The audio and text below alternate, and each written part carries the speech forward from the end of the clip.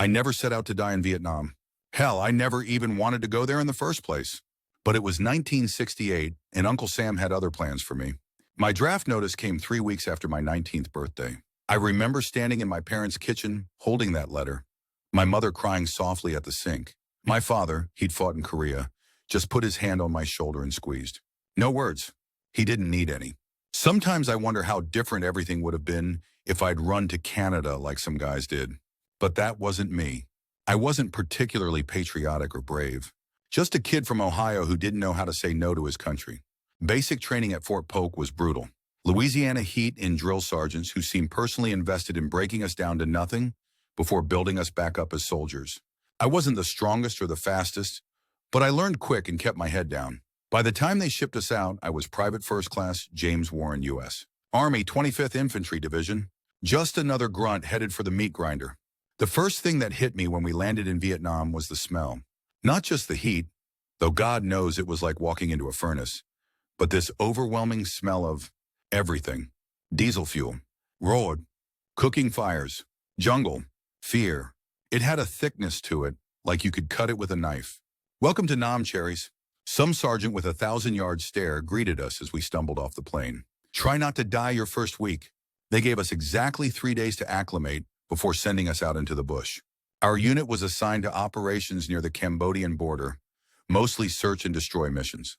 Humping through triple canopy jungle, looking for an enemy that never seemed to materialize until they wanted to. The Viet Cong were ghosts, man. Here 1 minute, gone the next, leaving nothing but booby traps and bad memories. I managed to survive the first 2 months purely by listening to the experienced guys. Guys like Sergeant Rodriguez, we called him Rod, who'd been in country for almost a year. Never walk on trails, he'd say. Never be the first man or the last man in a patrol. Don't bunch up. Don't silhouette yourself on a ridgeline. And for Christ's sake, don't let the mosquitoes kill you before Charlie gets a chance. My squad was a motley crew.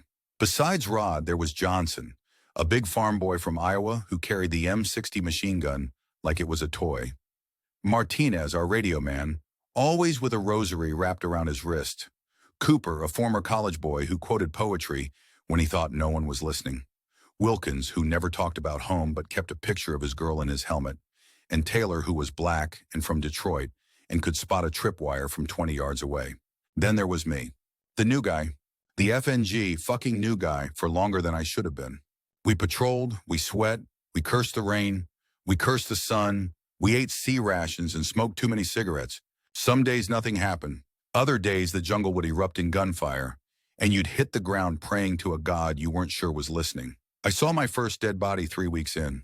VC fighter couldn't have been more than 16. Another patrol had encountered him and his squad. I remember staring at him, at the strange angle of his neck, at his open eyes and thinking, that's someone's son. Just like me. That night I couldn't sleep. Not because of fear, though there was plenty of that. It was more like reality had finally set in. This wasn't a movie or a training exercise. This was life and death in the most literal sense. First one's always the hardest, Rodriguez told me, offering a cigarette. Don't think about it too much, Warren. Out here, thinking too much will get you killed. So I tried not to think. I focused on the day-to-day. Wake up, eat, patrol, set up camp, take watch, sleep, repeat. The jungle became our world and everything else, home, family, the future. It all seemed like some half-remembered dream. Time loses meaning in war. Days blend together until you're not counting days anymore, but missions. Firefights, nights you didn't die. By month 4, I wasn't the new guy anymore. We'd gotten replacements. 2 kids even younger than me, with faces so fresh they looked like they should be at a high school dance instead of humping 60 pounds of gear through the jungle. One of them, Parker, reminded me of my younger brother. Same eager to please smile, same inability to grow proper facial hair. I found myself looking out for him, showing him the ropes just like Rodriguez had done for me. Keep your feet dry, I told him.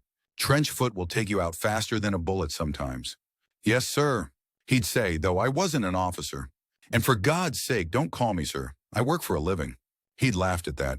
That kid had a good laugh. Our platoon had been operating in the same area for weeks, a stretch of jungle near the Cambodian border that intelligence claimed was a major supply route for the VC. We'd found nothing but leeches and misery, and the men were getting restless. Restless men make mistakes. It was early June, I think. The monsoon season had just begun, turning the already difficult terrain into a muddy hellscape. We'd been out for 9 days on what was supposed to be a 5-day mission, but our lieutenant, a West Point grad who'd been in country all of 2 months, kept pushing us further, convinced we were about to make a major discovery. The rain had been falling steadily for hours when Rodriguez called for a brief rest.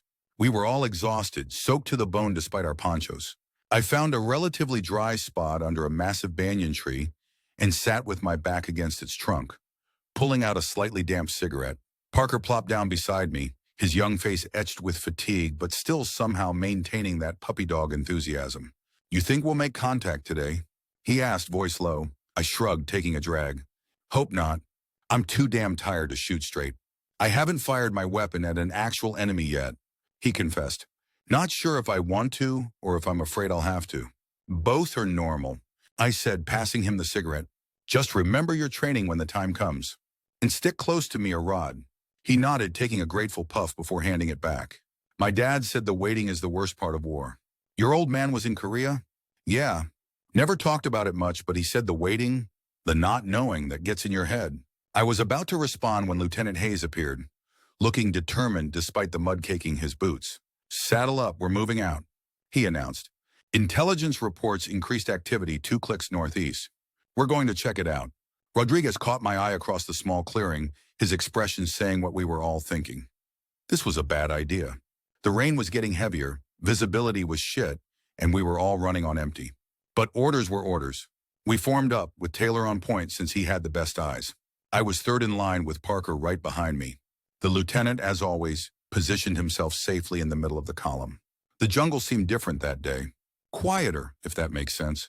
Even with the drumming of rain on leaves, there was an unnatural stillness that made the hair on the back of my neck stand up. "I don't like this," Rodriguez muttered as he passed by. "Keep your eyes peeled, Warren." We moved slowly, carefully, each step a deliberate act of survival in terrain designed to kill you in 100 different ways. The mud sucked at our boots, making each step a battle of its own. The rain limited visibility to maybe 20 yards at best. An hour into our march, Taylor held up his fist, the signal to stop. We froze in place, weapons ready, senses straining against the constant white noise of the rain. Taylor motioned Rodriguez forward. They conferred briefly, then Rodriguez waved the lieutenant up. More discussion, more pointing, and then the lieutenant made his way back through our line. "We've found what looks like a trail," he whispered as he passed me. "Fresh footprints, multiple individuals, heading northeast. We're going to follow, but with extreme caution."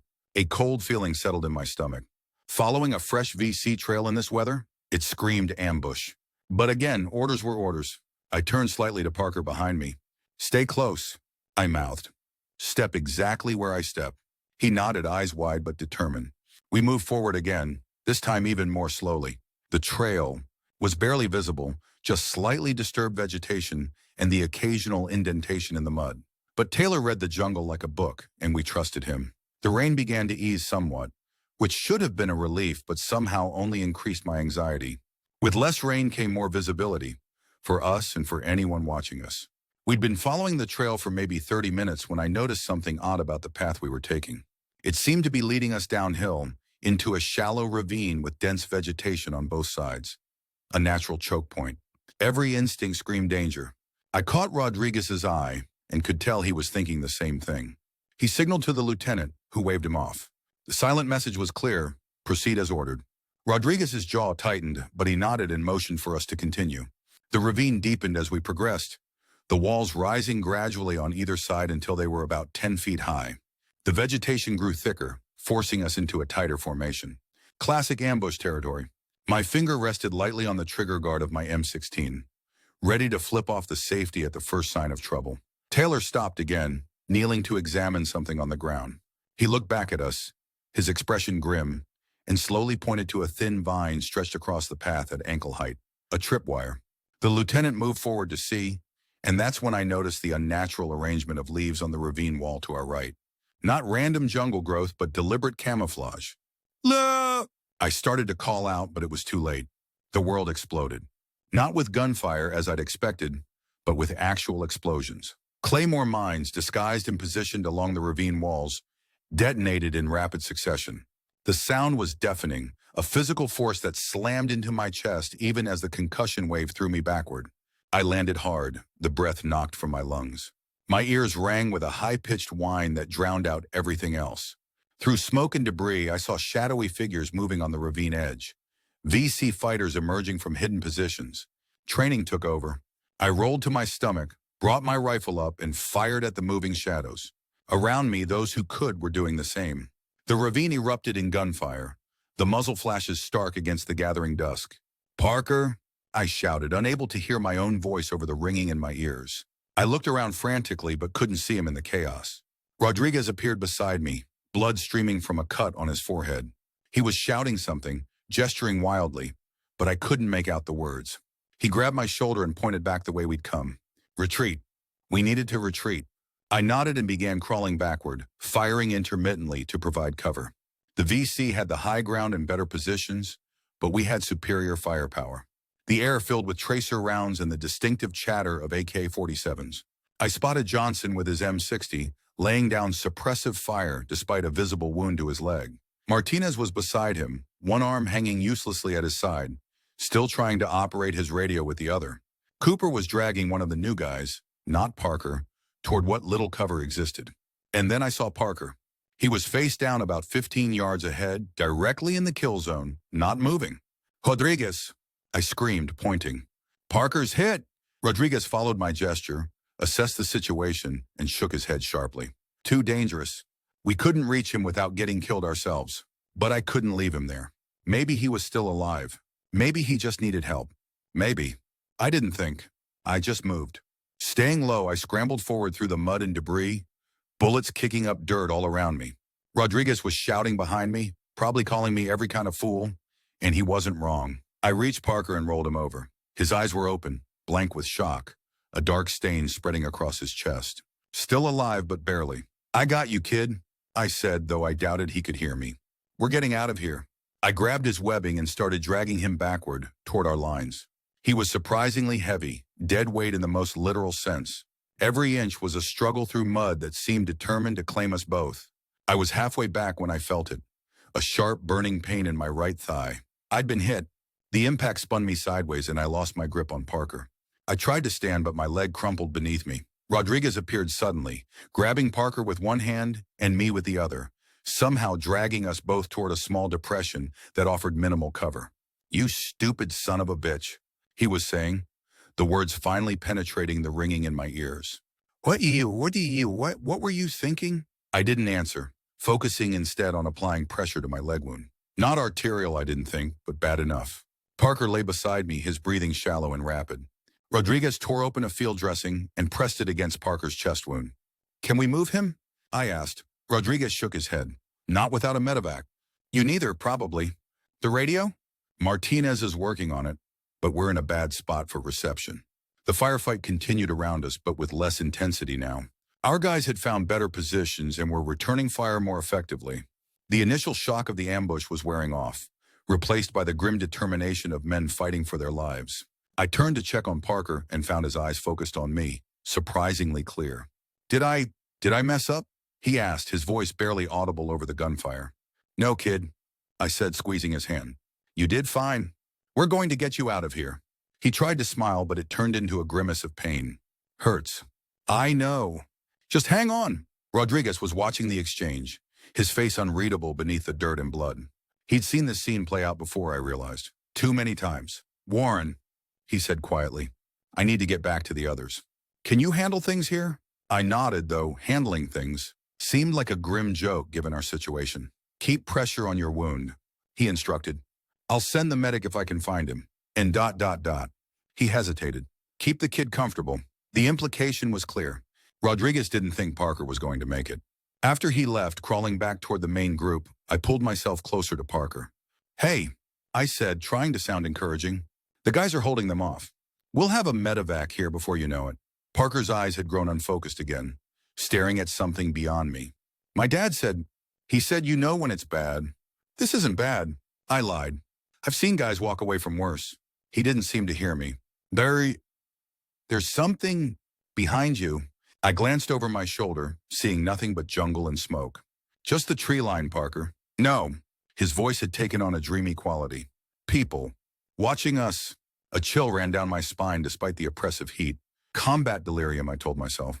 Loss of blood making him hallucinate. Just rest, kid. Save your strength. He tried to reach for me, his hand trembling with the effort.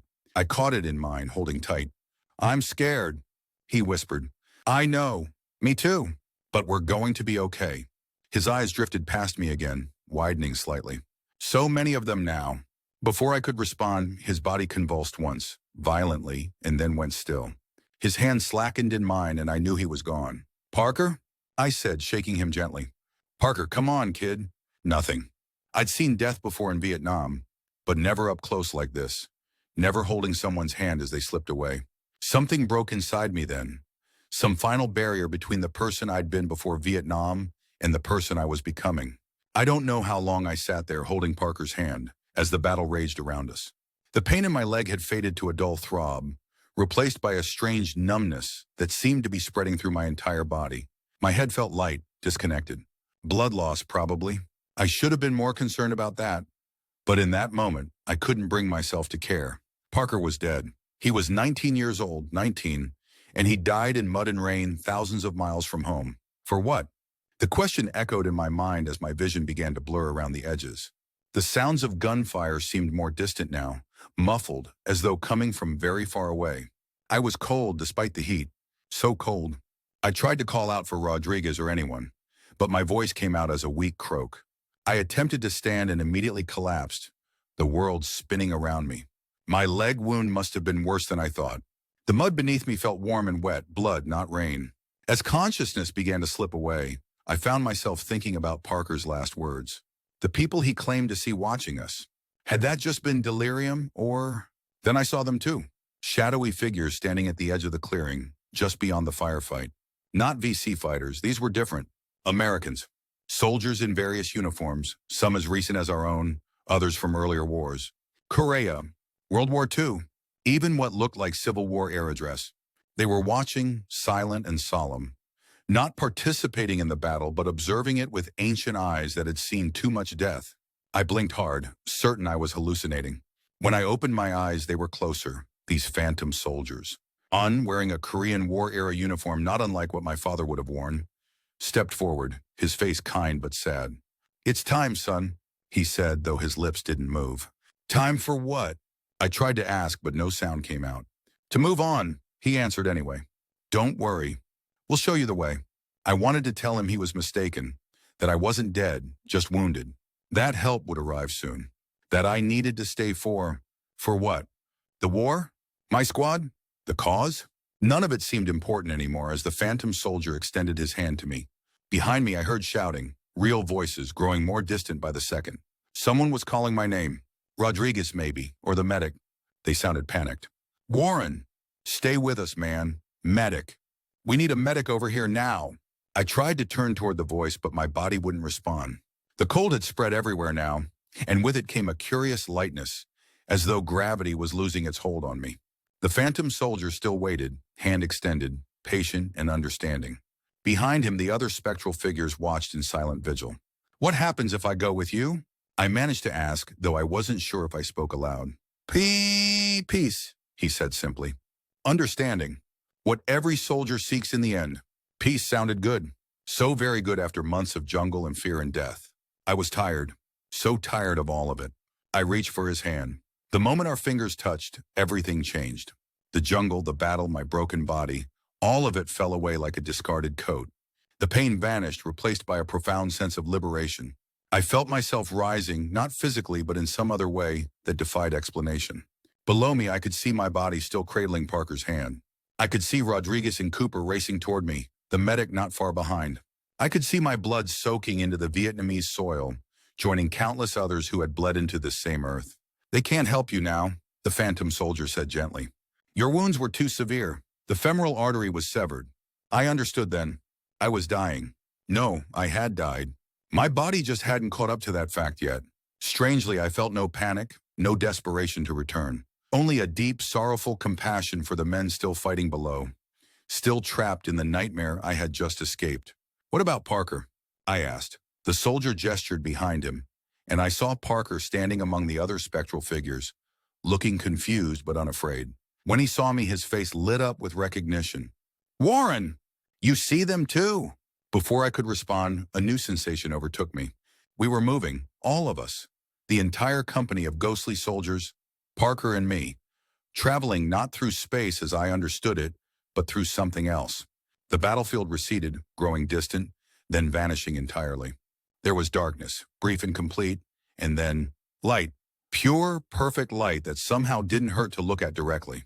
It surrounded us, enveloped us, welcomed us. And with it came a presence, vast, loving, all-encompassing. I had never been particularly religious. My parents had taken me to church on Easter and Christmas, but that was about it. Yet standing in that light, I knew with absolute certainty that I was in the presence of something divine. Not exactly the God of Sunday school pictures, but something infinitely more complex and beautiful. The phantom soldiers who had guided us began to transform, their military appearance melting away to reveal beings of light. Not angels in the biblical sense, no wings or harps, but entities of pure energy and consciousness. One of them approached me, its light slightly different from the others, more familiar somehow. "James," it said, using my given name. The voice resonated not in my ears, but throughout my entire being. With a shock of recognition, I realized who it was. Grandpa? My grandfather had died when I was 12. He'd been a World War I veteran, a quiet man who had shown me how to fish and taught me to respect nature. The being before me retained nothing of his physical appearance, and yet I knew him instantly. "Yes and no," he answered, somehow conveying amusement.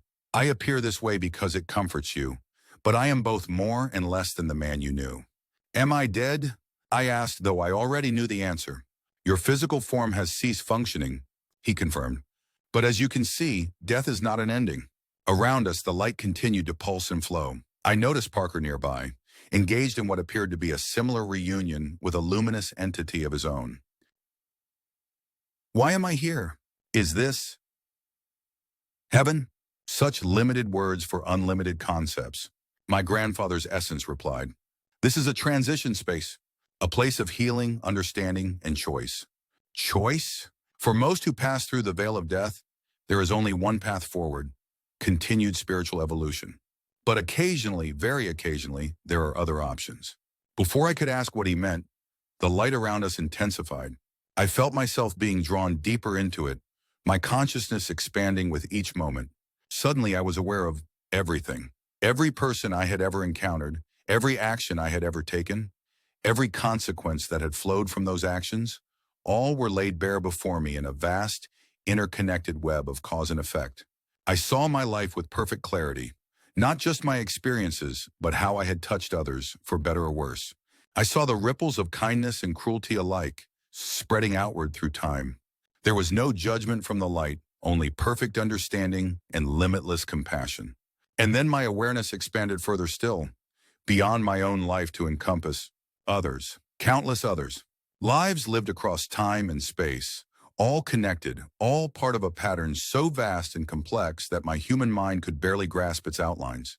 In that moment, I understood that we, all conscious beings, were expressions of the same fundamental energy, temporarily separated into individual awareness, but always, always part of the whole. The war, which had dominated my existence for months, suddenly seemed so small in this expanded perspective. Not unimportant, nothing was unimportant, but part of a much larger tapestry whose full design was only visible from this heightened vantage point. Just as this realization threatened to overwhelm me completely, the expansion stopped. My awareness gently contracted back to a more manageable scale, though forever altered by what I had glimpsed. My grandfather's essence remained with me, patient and loving. This is what awaits all souls eventually: reunion with the whole, perfect understanding. But as I said, for you, there may be another path. I don't understand. Your physical form can be restored. Your life thread has not been fully severed. It hangs by the finest of strands. You could return. The very idea seemed absurd after what I had just experienced. Why would I want to go back? To war? To suffering? Not to suffer, but to serve, came the reply. To carry what you have glimpsed here back into the physical world. What good would that do? No one would believe me. Some would. Those who need it most. But more importantly, you would live differently, knowing what you now know. And that difference would create its own ripples. I considered this. The light was so seductive, so peaceful. The thought of returning to the limitations of physical existence, to the horror of Vietnam, was almost unbearable. What about Parker? I asked. Can he go back too? A sense of gentle regret emanated from my grandfather's essence. No, his thread is completely severed. His journey continues here. As if summoned by our discussion, Parker's essence approached. He no longer looked like the scared young soldier who had died in my arms. He was light now, just like the others, but I still recognized him somehow. It's amazing here, Warren, he communicated. Everything makes sense. All the fear is gone. I'm glad. I told him, genuinely happy for his peace, even as I mourned the life he'd never get to live. They're offering you a choice, he said, apparently aware of our conversation. You should take it. And leave you here? Leave all this. I gestured at the magnificent light surrounding us.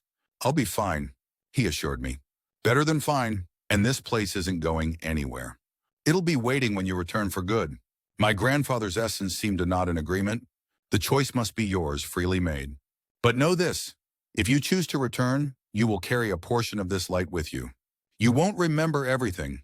The human mind cannot contain such vastness, but you will retain the essence of what you've learned. And what is that exactly? I asked. That love is the fundamental force of existence. That separation is an illusion. That every soul has purpose and value beyond human measurement. That what you do to others, you do to yourself. As he spoke, I felt those truths resonating within me, ringing like perfect bells. There would be a purpose to your return, he continued. A message to carry. People who need to hear it. Oh, no. What people? What message? That will become clear in time if you choose this path. I hesitated, torn between the perfect peace of this realm and the possibility of bringing some fragment of it back to a world desperately in need of healing. Around us, the light pulsed with what felt like anticipation. Will I remember any of this? Or will it all seem like a dream? Parts will fade, my grandfather admitted. The human brain is not designed to fully retain experiences beyond its dimension. But the core truths will remain, etched into your soul. And at times, the veil will thin, allowing clearer memories to surface. I turned to Parker's essence. Any advice? His light flickered with what felt like laughter. Since when does the new guy give advice to the veteran? But if you're asking, I think you already know what you're going to do. You went back for me in that ravine, even though it cost you your life. That's who you are. He was right. Despite the overwhelming peace and belonging I felt in this place, something in me was already reaching back toward the world I'd left. Not out of attachment or fear, but out of love, the same love that surrounded me here. If I go back, I said slowly, can I help end the war? Save lives? My grandfather's essence softened. Individual destinies intertwine with collective ones in complex ways. You cannot single-handedly alter the course of history. Free will of all beings must be respected. But you can be a light in darkness for those you encounter. Sometimes that is enough. And I'll see this place again? When it's really my time. All souls return to the source, he confirmed. This is not a farewell, but a until we meet again. I took one last look around at the radiant realm that had welcomed me. The peace, the belonging, the perfect understanding. Part of me yearned to stay, to dissolve completely into that loving light. But another part, the part that had dragged Parker through mud and bullets, the part that couldn't leave a fellow soldier behind, that part was pulling me back. I'll go, I said finally. I'll return. The light around us surged with what felt like approval. My grandfather's essence enveloped me in a final embrace. Remember, he said, his presence already beginning to fade. Even in your darkest moments, this light is within you. Always. Parker's essence moved closer. Tell my parents I'm okay? That I'm more than okay? I will, I promised, though I had no idea how I would find them or what I would say. The light began to recede, or perhaps I was the one withdrawing from it. Either way, the separation was painful, like being slowly torn from the warmest embrace imaginable. I felt myself being pulled backward, away from understanding, away from peace toward pain, unbelievable, searing pain.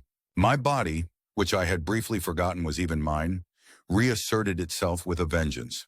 Every nerve ending screamed as blood began to flow, as lungs struggled to draw breath, as a heart stammered and fought to establish rhythm. Distant voices grew louder. He's back! Got a pulse. Keep that pressure on. Where's the damn medevac? Warren? Warren, stay with us, buddy.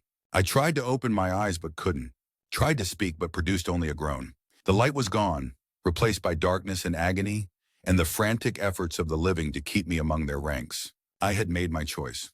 I was returning, with a message I couldn't yet articulate, for people I didn't yet know, but with a certainty that burned brighter than the pain now consuming me. As consciousness faded once more, this time into merely human unconsciousness, not the transcendent awareness I had briefly touched, a final thought formed in my mind.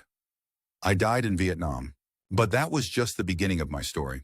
I don't remember much about the medevac flight, just fragments. The deafening roar of the helicopter, hands holding me down, someone shouting orders, the metallic taste of blood in my mouth. Pain kept dragging me back to consciousness before blessed darkness would claim me again. I preferred the darkness. In the darkness, there was no Vietnam, no shattered body, no war. Sometimes in that darkness, I could almost feel the edges of that beautiful light I'd touched, but it remained just beyond my reach. My first clear memory after the ambush was waking up in a field hospital. The ceiling was canvas, rippling gently in the breeze from distant fans. The air smelled of antiseptic and blood, and something else I couldn't identify at first. Death, I realized later. Death has a smell all its own. A nurse noticed my open eyes and rushed over. Her name tag read Lieutenant Foster. She had kind eyes, tired but gentle. "Welcome back, soldier," she said, checking my pulse. "You've been playing hard to get for quite a while." I tried to speak, but my throat was too dry. She held a straw to my lips, and I sipped water that tasted better than any whiskey I'd ever had. "How long?" I managed to croak. "Since they brought you in." 3 days. "You've been in and out, mostly out. The docs weren't sure you'd make it." She adjusted something on my IV. "You lost a lot of blood out there. Femoral artery was nicked. Another couple of minutes without treatment, and you'd have been going home in a box." The memories came flooding back. The ambush, Parker dying in my arms, the phantom soldiers, the light, especially the light. Had it all been a hallucination? Some kind of dream conjured by a dying brain? "My squad?" I asked. Her expression softened. "4 made it out with minor injuries. 3 others are here with you, in similar shape. And ... She hesitated. "And the rest didn't make it." I finished for her. She nodded. "I'm sorry." I closed my eyes, seeing Parker's face, feeling his hand go limp in mine. "There was a kid, Private Parker. Was he—" "I can check the records," she said gently. "But if he wasn't brought in with you," she didn't need to finish the thought. "If Parker hadn't made it to the field hospital, it was because he was already gone. I knew that. I'd seen him die, had followed him into that other realm.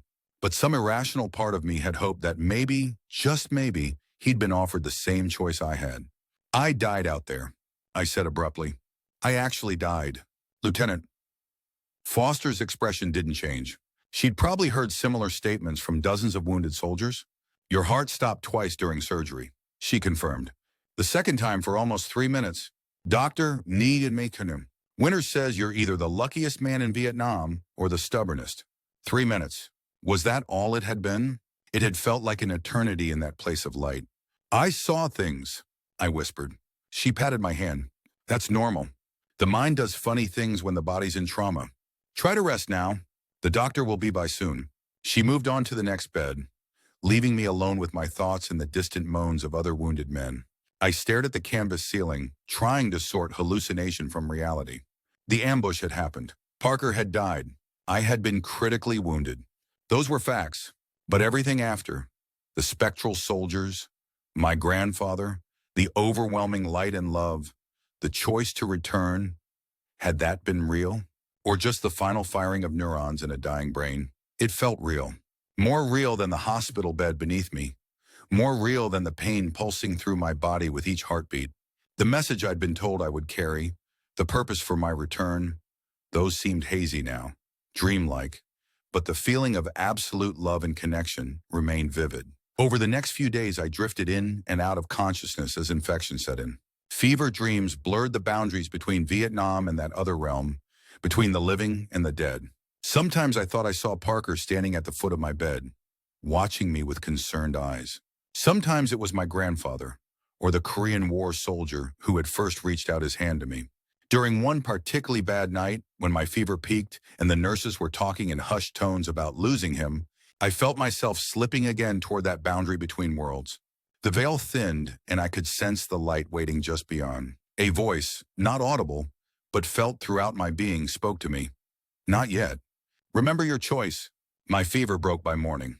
2 weeks after the ambush, I was stable enough to be transferred to the larger hospital at Cam Ranh. By then, I'd had visits from the 2 surviving members of my immediate squad, Rodriguez and Cooper.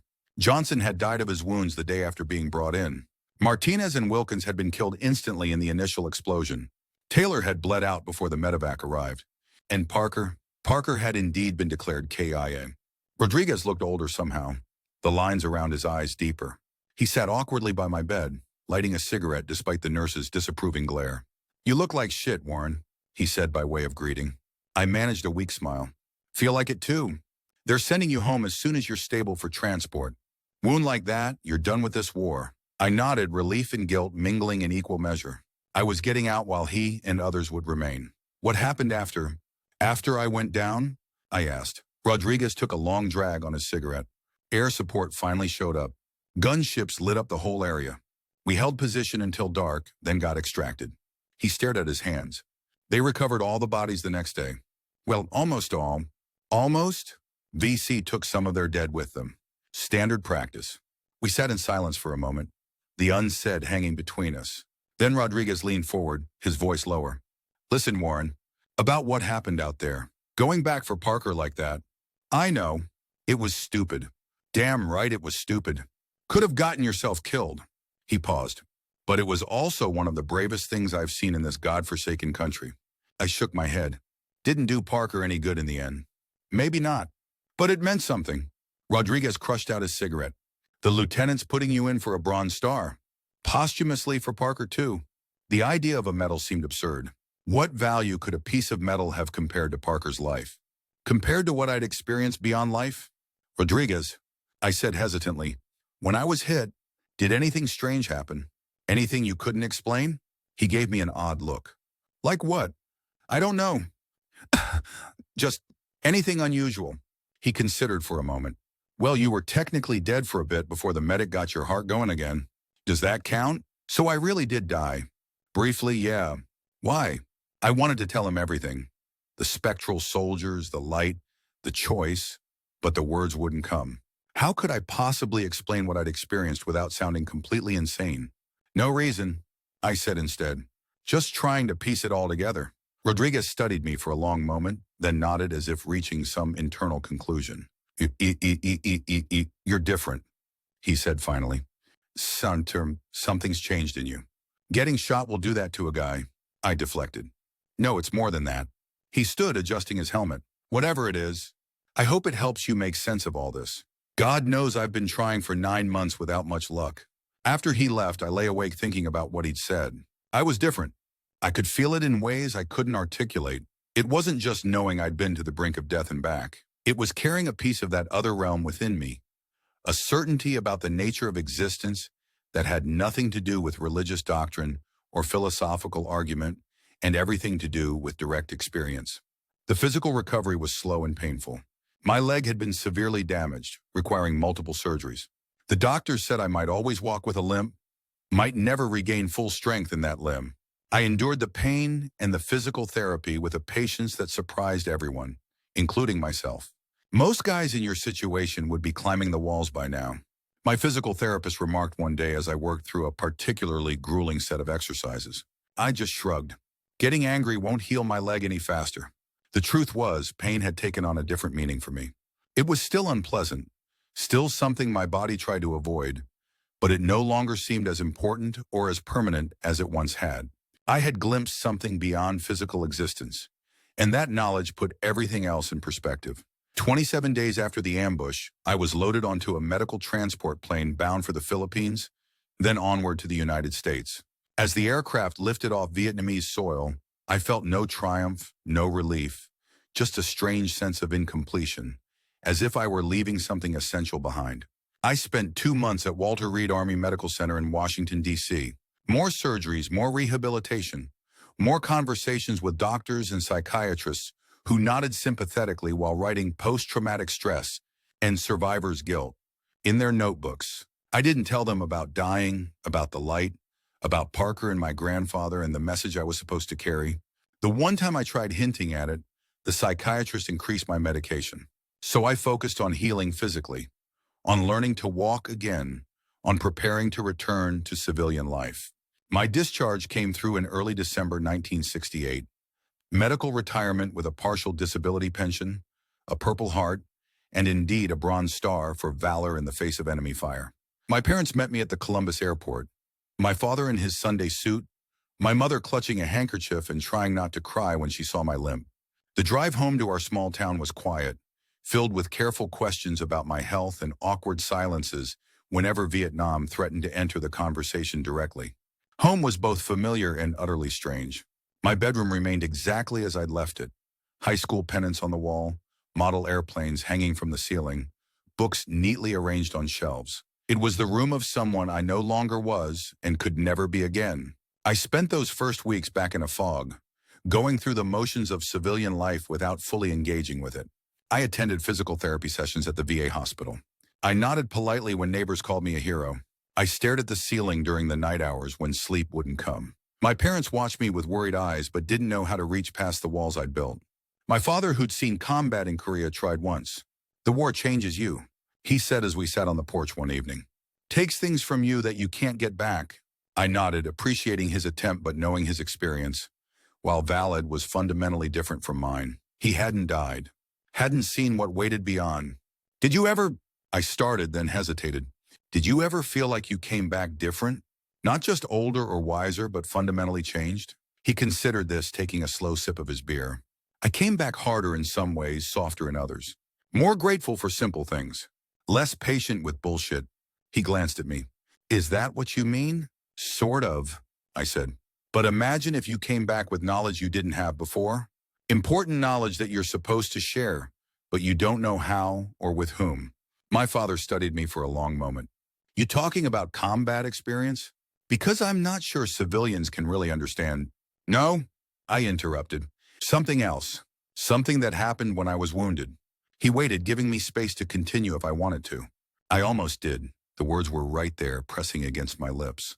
But at the last moment, I held back. Not because I didn't trust my father, but because I still didn't trust myself, didn't trust the experience entirely. "Never mind," I said, just thinking out loud. In January, I enrolled in community college using my GI Bill benefits. Not out of any clear career ambition, but because I needed something to structure my days around. I chose psychology courses, partly out of a vague interest in understanding the human mind, partly in hopes they might help me make sense of my own experience. It was in an introductory psychology class that I first heard the term near-death experience, mentioned in passing by the professor, a middle-aged woman named Dr. Harriet Jensen. "Altered states of consciousness can take many forms," she was saying, "from drug-induced hallucinations to religious ecstasies to the so-called near-death experiences reported by some individuals who have been clinically dead and then resuscitated."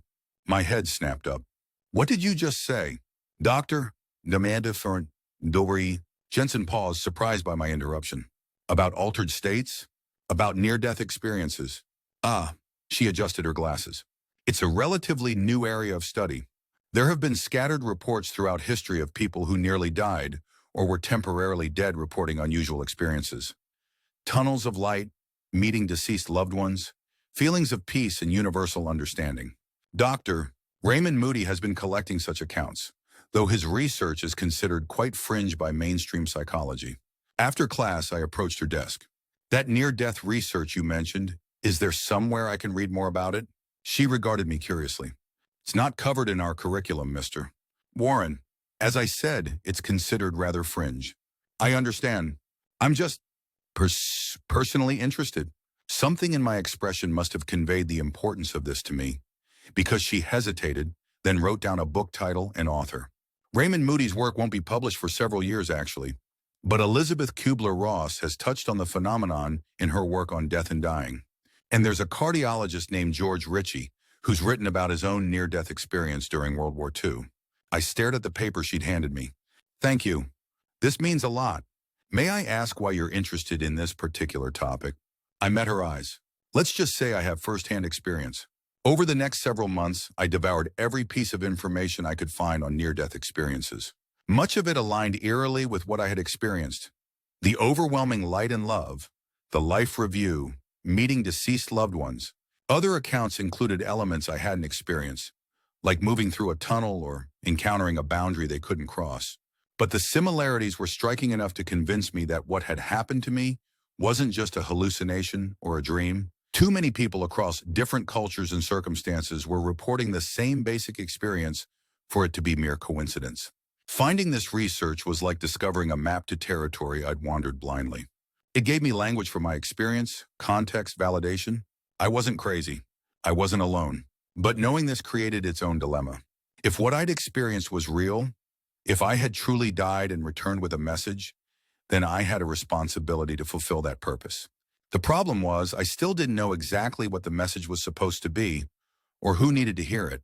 You will carry a portion of this light with you. My grandfather's essence had told me. You won't remember everything, but you will retain the essence of what you've learned. What had I learned? That death wasn't final. That love was the fundamental reality underlying existence.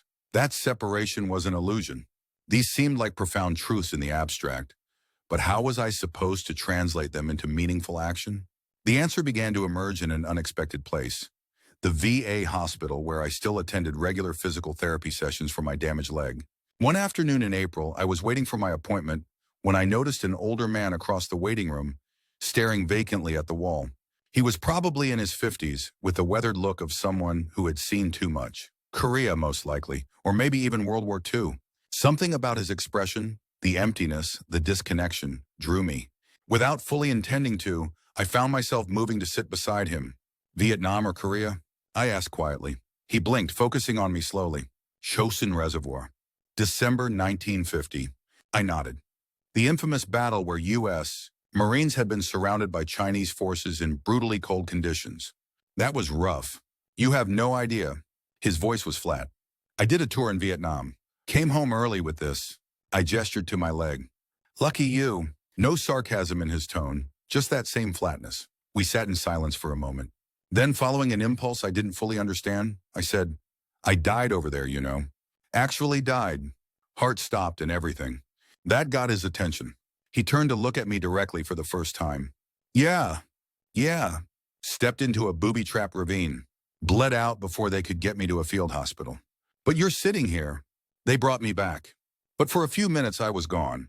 He studied me, something flickering behind his eyes. Did you see anything? Wait, while you were gone? The question surprised me. It wasn't the skeptical response I'd come to expect. What, Kim? Why do you ask? He looked away. No reason, but there was a reason. I could sense it.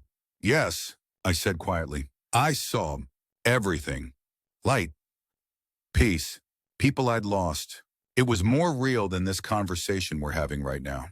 His hands resting on his knees began to tremble slightly. I never told anyone. He whispered. Not my wife, not the doctors. No one. Told them what? Chosin.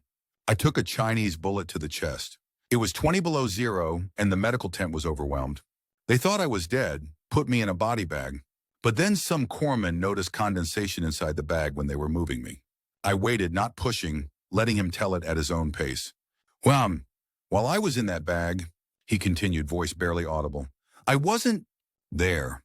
I was somewhere else, somewhere warm and bright. My brother was there. He died at Normandy in '44. He told me it wasn't my time. He looked at me again, eyes suddenly desperate. Was I crazy? All these years I thought maybe the cold had affected my brain, made me hallucinate. You weren't crazy, I said firmly. What you experienced was real. The man, I still didn't know his name, covered his face with his hands. His shoulders shook. I realized he was crying, decades of doubt and isolation finally breaking through. I placed a hand on his back, steadying him as the tears came. Around us, the waiting room continued its normal routine, oblivious to the small miracle unfolding in our corner. When he finally composed himself, he wiped his eyes and looked at me with something like wonder. For 30 years, I've carried that memory like a secret disease. Something wrong with me. And now you just sit down and tell me I'm not crazy. You're not crazy, I repeated. And you're not alone. There are others like us. Many others. Why doesn't anyone talk about it? Fear, I guess. Fear of not being believed. Fear of being thought crazy. Fear of cheapening something sacred by putting it into words. He nodded slowly. I've never felt right since coming back. Like I left the best part of myself in that place. Whatever it was. Heaven, maybe? Everything here seems less somehow. I know exactly what you mean, I said. But I think maybe that's part of why we came back. To bring something of that place with us. To remember what's real when everything around us seems like shadows. You think there's a purpose to it? To coming back? I thought of my grandfather's words, of the choice I'd been offered. I do. I think we carry a message, even if we don't fully understand it ourselves. We talked for over an hour, long past my scheduled appointment time. His name was Frank Delsing, and after Chosin, he'd spent decades working at a factory, raising 3 kids and drinking too much to quiet the disconnect he felt from the world around him. His near-death experience had both haunted and sustained him, a paradox I understood all too well. When we finally parted ways, Frank gripped my hand with surprising strength. Thank you, he said simply. Just, thank you. As I watched him walk away, straighter somehow than when I'd first seen him, something clicked into place for me. This was it. This was the message I was meant to carry. Not some grand philosophical pronouncement, but the simple, powerful act of validation, of saying to others who had touched that other realm, you're not crazy. What you experienced was real. You're not alone. In that moment, I understood my purpose with a clarity that had eluded me since my return. I wasn't meant to become a preacher or write scholarly texts about the afterlife. I was meant to be a witness, to create safe spaces for others to share their experiences without fear of judgment or dismissal. Over the next few weeks, I began to notice others at the VA hospital, men whose expressions held that same disconnect I'd recognized in Frank. Sometimes I approached them. Sometimes they approached me after overhearing snippets of conversation. Not all had near-death experiences to share, but many did or knew someone who had. A Marine who died for 4 minutes after stepping on a mine near Quezon. An Air Force pilot who'd flatlined during emergency surgery after his plane was shot down. An Army nurse who'd been clinically dead for 6 minutes following a mortar attack on her field hospital. Each story was unique in its details, but shared the same essential truth. Death was not the end, and what waited beyond was not darkness, but light, not judgment, but love, not isolation, but connection. Word began to spread. Veterans started seeking me out specifically at the hospital. Someone dubbed me the Death Whisperer, a nickname I found both amusing and oddly fitting. The hospital staff noticed these impromptu gatherings, but to their credit, didn't interfere. Perhaps they recognized that something healing was occurring, even if they didn't understand exactly what. In June 1969, I was approached after one such conversation by a VA psychologist named Dr. Robert Kellerman. Mr. Warren, he said, could I speak with you privately? I braced myself for a reprimand or a concerned inquiry about my mental health. Instead, once we were seated in his office, he asked, what exactly are you doing with these veterans? Just talking, I said cautiously. About near-death experiences, I nodded. And you've had one yourself? In Vietnam, yes. Doctor. Kellerman leaned back in his chair, studying me. He was younger than I'd initially thought, maybe mid-30s with kind eyes behind horn-rimmed glasses. I've been observing the effects of your conversations, he said. Some of these men have been coming to the VA for years with depression, PTSD, substance abuse issues. Traditional therapy has helped somewhat, but many remain stuck. And yet after talking with you, I'm seeing changes. Significant ones. I shifted uncomfortably. I'm not trying to interfere with their treatment. He held up a hand. I'm not accusing you of anything. Quite the opposite. I'm curious about what you're offering that conventional therapy isn't. I considered how to respond. Finally, I decided on honesty. Validation, I said. Many of these men had profound experiences when they nearly died or actually died temporarily. Experiences that transformed their understanding of reality. But they've never felt safe sharing those experiences for fear of being labeled crazy or delusional. And you provide that safety. I try to, because I've been there myself. Doctor, Kellerman nodded thoughtfully. Would you be willing to formalize this somewhat? Perhaps a weekly group meeting here at the VA. I could provide the space and some structure, but you would be the facilitator. I stared at him. You're serious? Absolutely. What you're doing aligns perfectly with our mission to support the overall well-being of veterans. And frankly, it seems to be working better than some of our official therapeutic approaches. And so, almost by accident, I found myself leading a near-death experience support group for veterans. We met every Wednesday evening in a small conference room at the VA hospital. The first session had 7 participants. Within a month, we had to move to a larger room to accommodate 20-plus regular attendees. We had simple ground rules: no interrupting, no judging, complete confidentiality. Many came just to listen at first, not ready to share their own experiences. That was fine. The space was safe whenever they were ready. The stories that emerged were remarkable in their consistency, despite coming from men of different backgrounds, faiths, and war experiences. The details varied, but the essence remained the same: profound peace, unconditional love, reunions with deceased loved ones, life reviews without judgment, and a deep reluctance to return to physical existence. It was like I finally remembered what was real. One Vietnam vet explained during a session, "Like this world is the dream, and that place is where we're truly awake." Others nodded in recognition. The healing that occurred in that room was palpable. Men who had been emotionally shut down for decades found permission to weep, to wonder, to express the inexpressible. Men who had felt isolated in their experience discovered community. Men who had questioned their sanity found validation. And I found my purpose. Word continued to spread. Veterans from other cities began making the journey to attend our meetings. Dr. Kellerman, who often sat in as an observer, started documenting the therapeutic benefits. A local reporter got wind of the group and wrote a small piece for the community section of the Columbus Dispatch. That article changed everything. The phone calls began the day after it was published. Not just from veterans, but from civilians who had their own near-death stories to share. A woman who had flatlined during childbirth. A man who had been electrocuted at his factory job. A teenage girl who had drowned and been resuscitated. All of them carrying the same burning questions. Was I crazy? Did this really happen? Is anyone else like me? By the fall of 1969, I was running 3 different support groups, one for veterans, one for civilian adults, and one specifically for medical professionals who had either experienced NDEs themselves or worked with patients who had. Dr.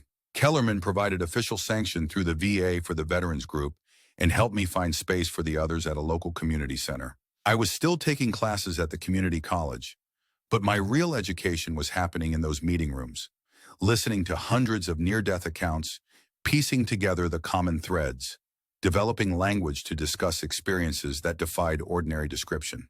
The work was emotionally demanding, but deeply fulfilling. For every person who found healing through sharing their experience, I felt my own healing deepen as well. The disconnect I had felt upon returning from Vietnam, the sense of being a stranger in my own life, gradually diminished as I embraced my new purpose. There were challenges, of course. Some religious leaders in the community criticized our groups as promoting New Age nonsense or demonic deception. Some medical professionals dismissed near-death experiences as nothing more than oxygen-deprived hallucinations or the firing of dying neurons. I didn't engage in these debates directly. The experiences themselves were too profound, too consistent, too transformative to be dismissed as mere hallucinations. Those who had been there knew the truth. Those who hadn't could theorize all they wanted. In early 1970, I received a letter that would further clarify my path. It was from Parker's parents. After returning from Vietnam, I had wanted to fulfill my promise to tell them their son was okay, that he was more than okay. But how could I approach grieving parents with such an extraordinary claim? What if they rejected it, or worse, felt their grief was being exploited? So I had hesitated, unsure how to proceed. As it turned out, Parker's mother made the decision for me. She had seen the newspaper article about our near-death experience group and recognized my name from letters Parker had sent home. "Dear Mr. Warren, you may not remember our son, David Parker, but he served with you in Vietnam. In his letters, he mentioned you as someone who had taken him under your wing, showing him how to survive in that terrible place. For that alone, we would be grateful. We recently read about your work with veterans who have had near-death experiences, and something compelled me to write to you. Call it a mother's intuition, or perhaps something more. Since David's death, I have had a recurring dream. In it, David appears to me radiantly happy and tells me, 'I'm okay, Mom.' Better than okay. Please don't worry about me. The dream is so vivid, so unlike normal dreams, that I wake up feeling he has truly visited me. My husband thinks it's just my subconscious trying to comfort me. Perhaps he's right. But when I read about your group, I wondered if you might have a different perspective. If you are willing, we would very much like to meet with you. Sincerely, Margaret Parker." I read the letter several times, my hands trembling. This was it, the opportunity to fulfill my promise to Parker, to share the truth of what I had witnessed. But it would also mean revealing the full extent of my own experience, something I had been selective about even in our support groups, where I generally focused on facilitating others sharing rather than detailing my own journey. I called the number included in the letter and arranged to meet the Parkers at their home in Cincinnati, about a 2-hour drive from Columbus. The night before the meeting, I barely slept, rehearsing what I would say, how I would present my extraordinary claim in a way that might bring comfort rather than more pain. The Parkers lived in a modest suburban home with a well-tended garden and a gold star in the window, the symbol of a family who had lost someone in military service.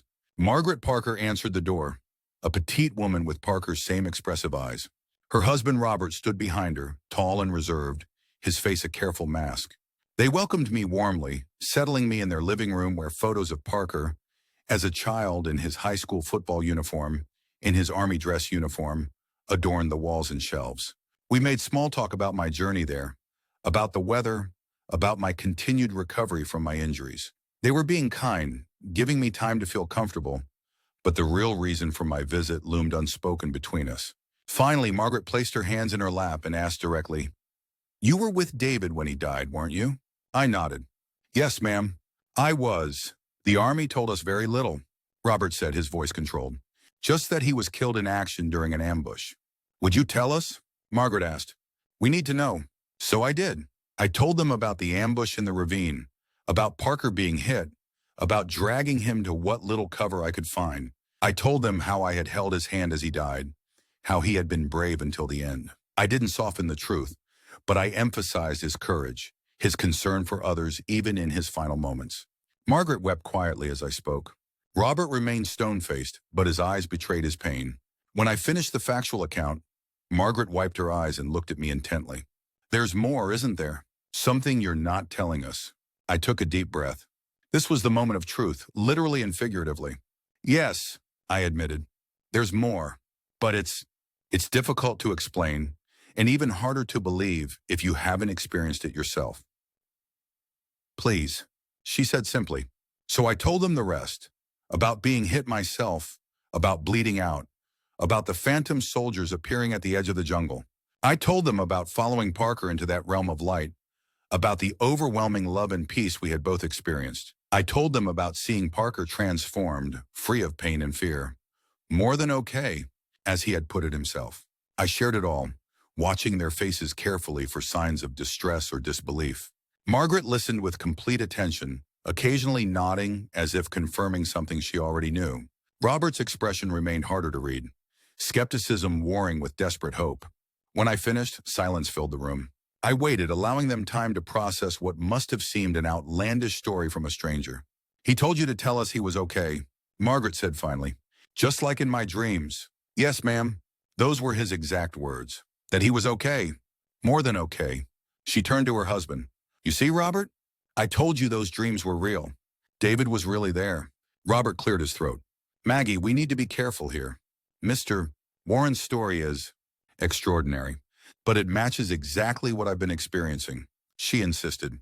"The dreams, the sense of David's presence, the certainty that he's at peace." Robert looked at me directly. "You understand my skepticism, I hope. This is not the sort of thing they teach us in church." "I understand completely," I assured him. "I wouldn't have believed it myself if I hadn't experienced it. And I'm not asking you to take my word for it. I just promised Parker, David, that I would deliver his message if I could." "What was he like there?" Margaret asked softly. "In that place of light?" I smiled, remembering. "Peaceful. Complete. The fear and pain were gone. He was radiant is the only word I can think of. Like he was filled with light from within." She nodded, fresh tears spilling. "That's how he appears in my dreams." We talked for hours. They asked countless questions. Some I could answer, many I couldn't. I told them about our support groups, about the hundreds of similar accounts I'd heard from others who had died and returned. I shared the research that was beginning to document these experiences scientifically. By the time I left, something had shifted in that household. Margaret's experiences had been validated. Robert, while still cautious, had opened to the possibility that consciousness might continue beyond physical death. Both seemed lighter somehow, as if a burden had been partially lifted. As we said our goodbyes at the door, Margaret hugged me tightly. "You've given us a great gift today," she whispered. "Greater than you know." Robert shook my hand firmly. "I can't say I fully believe everything yet," he admitted. "But I believe you believe it.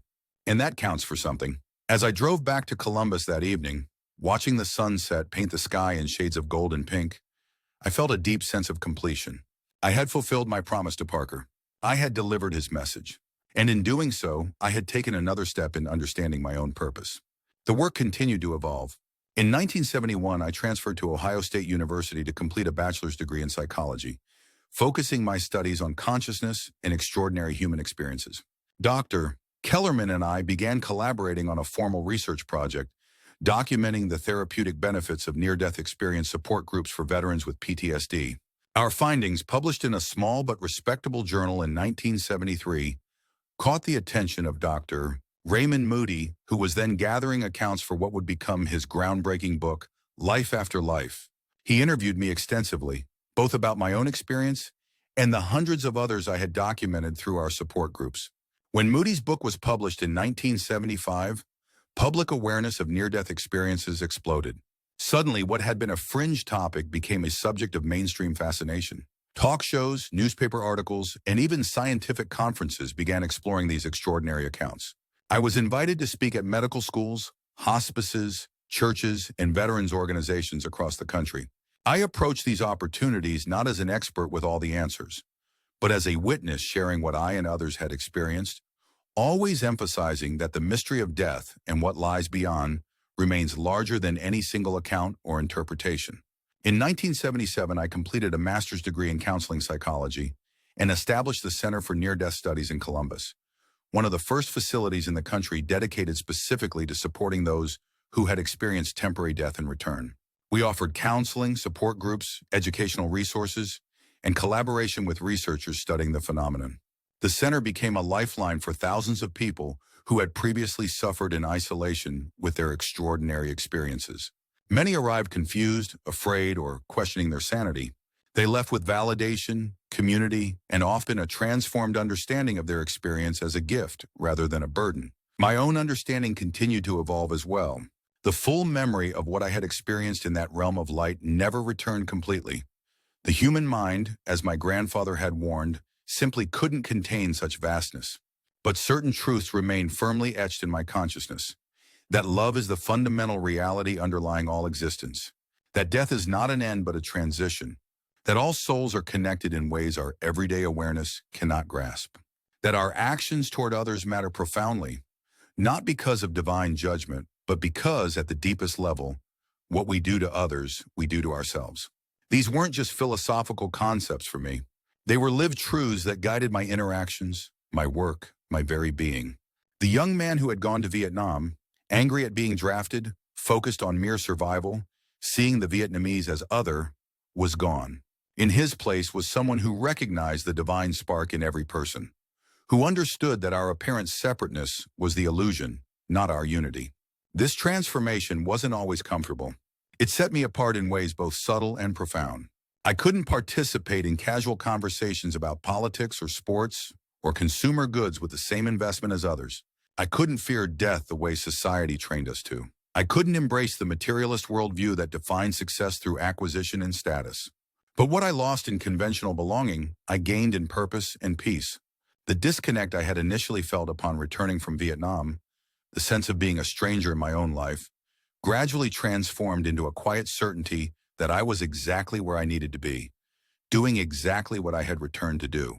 In 1980, I returned to Vietnam, not physically, but through dreams that were more vivid and consistent than ordinary dreams. Night after night, I found myself back in that ravine where I had died, but now it was peaceful, the jungle reclaimed by nature, no sign of the violence that had occurred there. In these dreams, I often encountered the spirits of those who had died there, both Americans and Vietnamese. But they weren't trapped or suffering. They were simply present, witnessing my return. Sometimes Parker was among them, still radiant with that inner light I had seen in the afterlife realm. The healing goes both ways, he told me in one such dream. What you're doing isn't just for the living. I came to understand that my work was creating ripples beyond the physical world, that in helping the living process and integrate their near-death experiences, I was somehow also participating in a larger healing that transcended the boundaries between worlds. The years passed. The Center for Near-Death Studies expanded, eventually establishing branches in several other cities.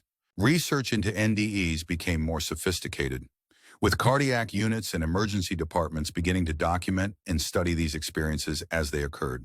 I married in 1983, a hospice nurse named Catherine, who had her own near-death experience during childhood and who understood my work at the deepest level.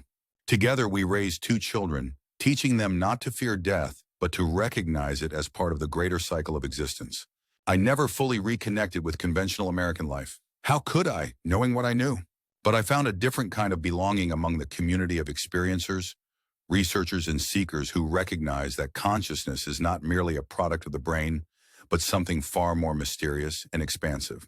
Today, as I look back on the half-century since that fateful day in a Vietnamese ravine, I'm filled with overwhelming gratitude, not despite having died, but because of it. In dying, I found the truth of living. In losing everything, I gained what cannot be taken away. In traveling to the furthest edge of existence, I discovered that love is the center that holds it all together. I still carry a reminder of that journey in my body, the limp from my healed but never fully restored leg.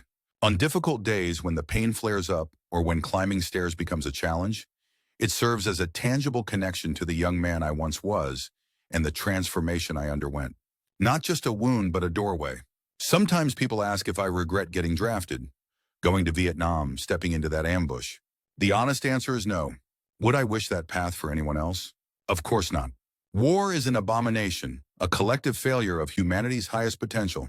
But my individual journey through that horror led to an awakening that has shaped everything since.